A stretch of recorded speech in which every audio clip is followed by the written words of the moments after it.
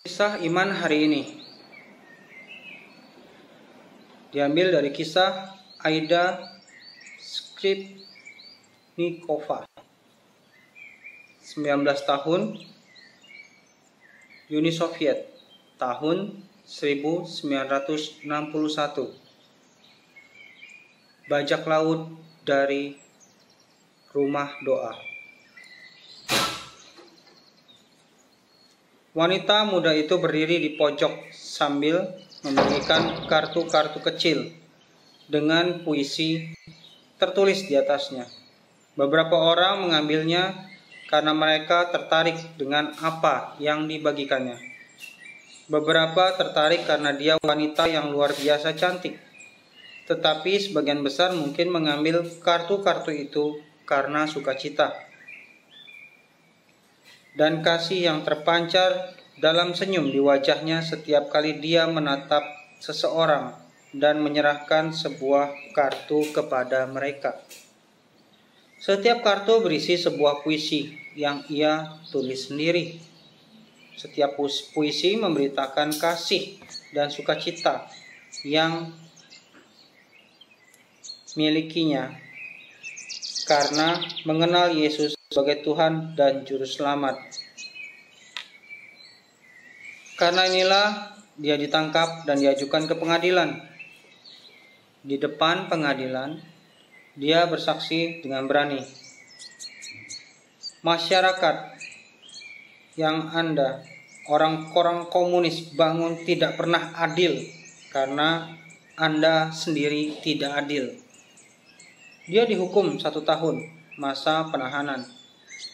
Ketika dia dilepaskan, dia langsung kembali ke pelayanannya untuk gereja bawah tanah. Karena kecantikannya, keyakinannya, dan keberaniannya, dia dijuluki seorang bajak laut dari rumah doa. Oleh surat kabar komunis Izvestia, satu hal yang dia tulis dengan berani adalah, kalian orang-orang ateis dapat berkumpul kapanpun dan melakukan apapun yang kalian suka, mengobrol, membaca, atau menyanyi. Jika demikian, mengapa kami tidak dapat mengunjungi satu dengan yang lain? Mengapa hukum melarang hal ini? Mengapa kami tidak dapat berdoa atau membaca Alkitab kapanpun yang kami inginkan? Kami diizinkan berbicara tentang Allah hanya di gereja. Kalian pasti tidak akan rela jika kalian diizinkan berbicara tentang teater hanya dalam teater, atau membicarakan buku hanya di perpustakaan. Dengan cara yang sama, kami tidak dapat diam tentang apa yang merupakan keseluruhan makna hidup kami, tentang Kristus. Dia ditangkap lagi dan kali ini dijatuhi hukuman 4 tahun penjara. Tetapi dia tidak goyah. Pada usia 27, Aida mengalami masa pemenjaraannya yang keempat kalinya. Tetapi penjara tampaknya berpengaruh sedikit dan justru kasihnya kepada firman Tuhan itu penting bagi imannya. Jika yang terjadi sebaliknya, maka kita memiliki persediaan Alkitab yang melimpah dan tak ada satu pun di Inggris. Aku akan mempersiapkan diri untuk menjadi yang pertama membawa Alkitab ke sana, di penjara. Hal yang paling sulit adalah hidup tanpa Alkitab. Satu kali sebuah Injil Markus berhasil diseludupkan untuknya. Ketika para penjaga mengetahui bahwa aku memiliki Injil, mereka menjadi waspada dan mencari di seluruh penjara. Pada pencarian yang kedua kalinya, mereka menemukannya.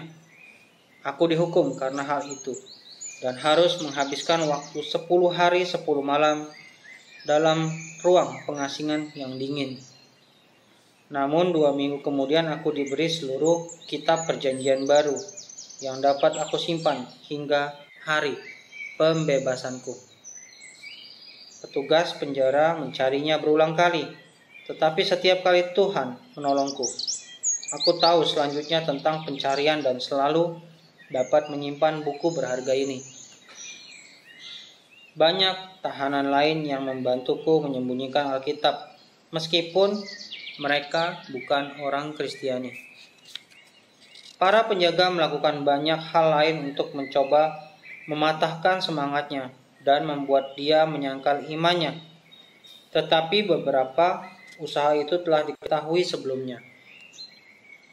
Satu kali seorang penjaga menunjukkan kepadaku suatu bingkisan makanan.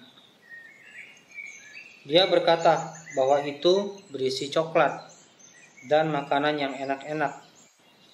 Bingkisan itu tidak diberikan kepadaku, tapi itu merupakan penghiburan dengan mengetahui bahwa sahabat-sahabatku peduli kepadaku. Kenyataannya itu lebih berarti daripada makanan. Pada kesempatan yang lain, aku diberitahu ada 10 paket telah datang untuk aku dari Norwegia. Tetapi itu tidak diberikan kepadaku juga. Suatu sukacita besar bagi kami mengalami persekutuan rohani yang pasti dengan orang-orang Kristiani di belahan dunia yang berbeda. Ini memberi kami harapan dalam penjara. Aku ingin mengirimkan ekspresi kasih kami kepada mereka semua yang telah memperhatikan kami dan berdoa untuk kami. Ketika dia dilepaskan dari penjara yang keempat kalinya, Aida berusaha lebih lagi dan berubah sangat drastis. Kecantikan bintang film yang dimiliki pada masa mudanya bukan hanya hilang, melainkan pada usia yang masih 30 tahun, tetapi dia lebih kelihatan seperti berusia lebih dari 50 tahun. Dia kurus kering dan tampak letih karena pemenjaraan selama bertahun-tahun. Jika Anda melihatnya, Anda tidak akan pernah mengenalinya lagi sebagai seorang wanita yang sama. Kecuali satu hal, senyumnya itu. Senyum itu masih memancarkan kasih dan sukacita karena mengenal Yesus sebagai Tuhan dan Juru Selamatnya. Untuk masa terakhir dan terberat dalam penjara, Aida menulis. Satu ayat menjadi lebih jelas daripada sebelumnya. Sebab kuk yang kupasang itu enak dan bebanku pun ringan. Dikutip dari Matius pasalnya yang ke-11 ayat ke-30. Matius pasal 11 ayat 30. Yesus sendiri yang mengatakan kata-kata ini. Dan selama 3 tahun di penjara, aku memahami bagaimana nyata dan benar firman itu. Itulah kisah iman dari Aida Skripnikova.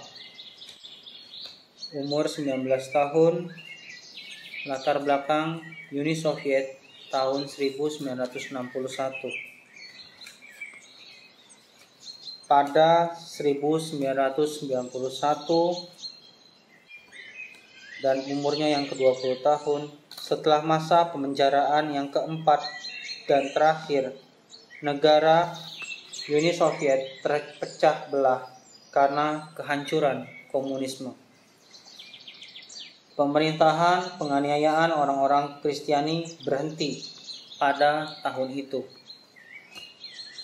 Paling tidak untuk sesaat, iman dan pergumulan Aida dan orang-orang Kristen lainnya di gereja bawah tanah tidak sia-sia. Pada tahun 1992, pembawa pesan The Voice of Martyr menemukan Aida dalam kondisi sakit, pucat, dan kurus kering. tinggal di apartemen bersih dan rapi di bangunan tua yang remuk di Saint Petersburg. Dia seumpama sebuah pulau yang bersih dan teratur di tengah kekacauan. Suatu gambaran tentang hati dan rohnya. Sangat jelas terlihat bahwa ia sama sekali tidak memiliki kepahitan kepada mereka yang telah menyiksanya. Hanya pengampunan. Dia sangat terkejut atas perhatian yang diberikan tentang kisahnya yang datang dari seluruh dunia. Tetapi di sisi yang lain sangat mengucap syukur untuk itu. Dia berkata, "Aku dapat bertahan hanya karena begitu banyak doa dari seluruh dunia. Kalau tidak, aku tidak akan pernah bertahan." Sebuah kutipan dari Ibrani pasal yang ke-13 ayatnya yang ketiga. Ibrani pasalnya yang ke-13 ayat ketiga. Ingatlah akan orang-orang hukuman, karena kamu sendiri juga adalah orang-orang hukuman. Dan ingatlah akan orang-orang yang diperlakukan sewenang-wenang, karena kamu sendiri juga masih hidup di dunia ini. Demikianlah kisah iman dari Uni Soviet. Tuhan Yesus memberkati.